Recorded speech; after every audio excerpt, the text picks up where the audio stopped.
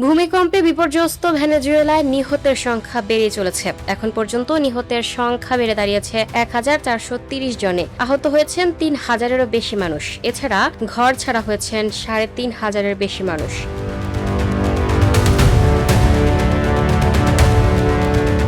উদ্ধার কাজে যোগ দিয়েছে ব্রাজিল, স্পেন, ইতালি সহ বিভিন্ন দেশের উদ্ধারকারী দল। এ দুর্যোগে প্রায় ৬৭,৬০,০০০ মানুষ সরাসরি ক্ষতিগ্রস্ত হতে পারেন বলে সতর্ক করেছে আন্তর্জাতিক অভিবাসন সংস্থা। ভেনেজুয়েলার ভয়াবহ ভূমিকম্পে ধ্বংসস্তূপের নিচে প্রায় ৭২ ঘণ্টা আটকে থাকার পর জীবিত উদ্ধার হয়েছেন এক বৃদ্ধা। স্থানীয় সময় শনিবার লা গুয়াইরা স্পেনের মিলিটারি ইমার্জেন্সি ইউনিটের উদ্ধার অভিযান পরিচালনা করে। এর আগে একই এলাকায় ধ্বংসস্তূপের নিচ থেকে এক নবজাতক ও তার মাকে জীবিত উদ্ধার করেন উদ্ধারকর্মীরা।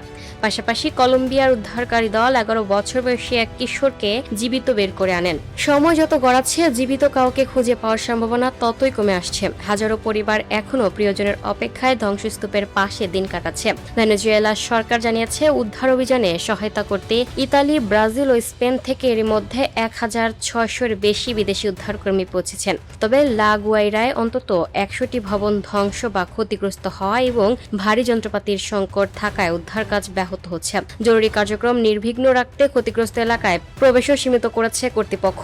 মূল দুই ভূমিকম্পের পর আরও ৪৩০টির বেশি পরাঘাত রেকর্ড করা হয়েছে।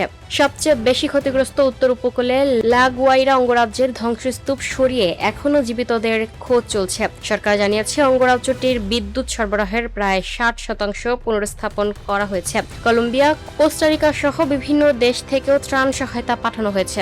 আন্তর্জাতিক অভিবাসন সংস্থা সতর্ক করেছে, এই দুর্যোগে প্রায় ৬৭,৬০,০০০ মানুষ সরাসরি ক্ষতিগ্রস্ত হতে পারেন। রাজধানী কার্কাস সহ বিস্তীর্ণ এলাকায় জরুরি আশ্রয়, বিশুদ্ধ পানি, চিকিৎসা, স্যানিটেশন এবং খাদ্য সহায়তার প্রয়োজন দ্রুত বাড়ছে। সংস্থাটি বলছে, তাৎক্ষণিক উদ্ধার অভিযান শেষ হলেও ভেনেজুয়েলাবাসীর সামনে অপেক্ষা করছে দীর্ঘ পুনর্গঠন ও পুনর্বাসনের কঠিন পথ।